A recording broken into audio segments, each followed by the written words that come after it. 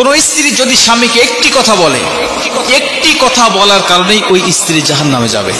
আমি আবারও বলছি, আল্লাহ রাসূল সাল্লাল্লাহু আলাইহি ওয়াসাল্লাম হাদিসের মধ্যে বলেন, বুখারী শরীফের হাদিস, আল্লাহ রাসূল বলেন, কোন স্ত্রী যদি স্বামীকে একটি কথা বলে, ওই স্ত্রী যদি হয় নামাজি, ওই স্ত্রী যদি হয় আল্লাহওয়ালা, ওই স্ত্রী যদি হয় পাহাড় পরিমাণ সওয়াবের অধিকারী, কিন্তু স্বামীকে শুধু একটি কথা বলার কারণে আমার আল্লাহ ওই স্ত্রীকে জাহান্নামে দিবে।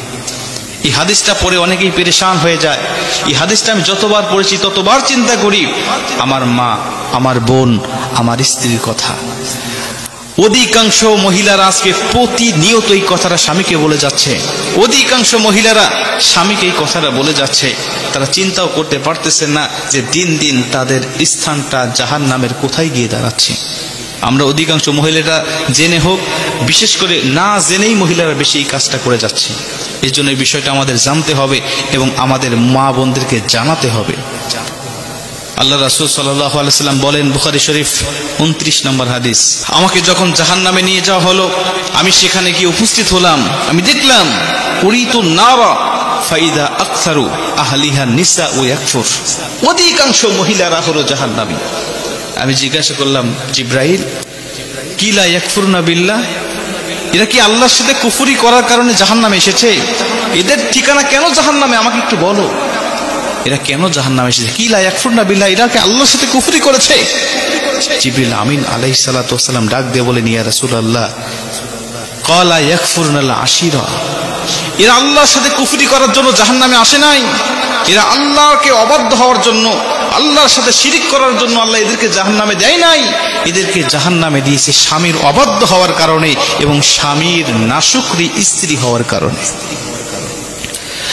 মুসলমান ভাইরা আমার, খুব মনোযোগ দিয়ে কথাগুলো শুনে নিবেন। হাদিসটা যদি এখানেই শেষ হয়ে যেত আমি বলতাম না, কিন্তু পরবর্তীতে জিবরাইল আলাইহিস সালাতু ওয়াস সালাম আরো ভয়ঙ্কর তথ্য দিয়ে ডাক দিয়া বললেন, ইয়া রাসূলুল্লাহ, ইয়া হাবিবাল্লাহ, এই সমস্ত মহিলারা কেন জাহান্নামে এসেছে আমি আপনাকে জানাতে চাই। শুধুমাত্র একটি কথা বলার কারণে আমার আল্লাহ তাদেরকে জাহান্নামে দিয়েছে।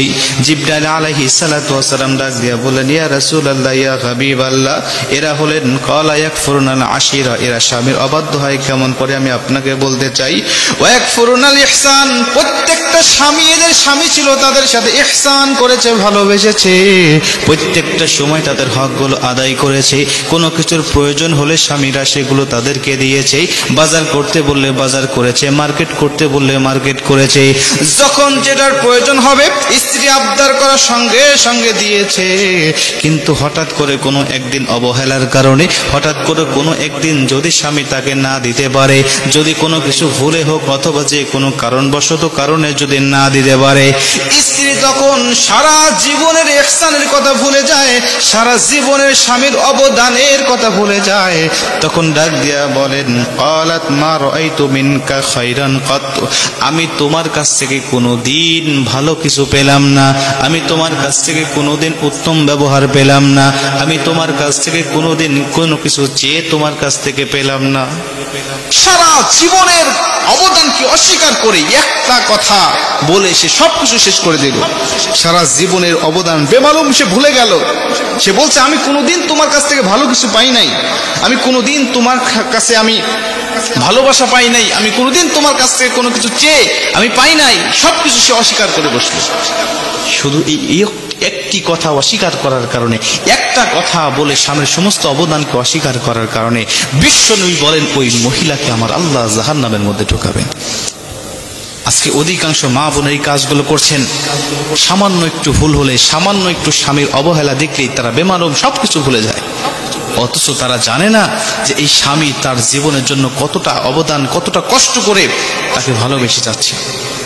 আজকে অধিকাংশ ব্যাংকের দিকে যদি খবর করি, অধিকাংশ স্বামীরা স্ত্রীকে যেমন ভালোবাসে, স্ত্রীরা স্বামীর প্রতি ততটুকু ভালোবাসে না। ব্যাংকের দিকে যদি আপনি তাকান, শতকরা 90% স্বামীরা ব্যাংকে অ্যাকাউন্ট করার সময় নমিনি দেয় তাদের স্ত্রীদেরকে, আর শতকরা 90% স্ত্রীরা ব্যাংকে অ্যাকাউন্ট করার সময় নমিনি দেয় তার বোনকে, ভাইকে অথবা তার মা বাবাকে, স্বামীকে দেয় না। যে স্বামী তার স্ত্রীকে এতটুকু বিশ্বাস করে, কিন্তু স্ত্রী স্বামীকে বিশ্বাস করতে চায় না, ফুটপাতে যাবেন, গুলিস্তানে যাবেন, ফুটপাতে আপনি জুতা কেনার জন্য যাবেন, সেখানে পুরুষের জুতা দিয়ে ভরপুর, মহিলাদের কোনো জুতা নাই। আমি একদিন দোকানদারকে জিজ্ঞাসা করছিলাম, ভাই এখানে মহিলাদের জুতা নাই, কারণ কি? বলছেন, হুজুর এখানে কোনো মহিলা আসে না, আর কোনো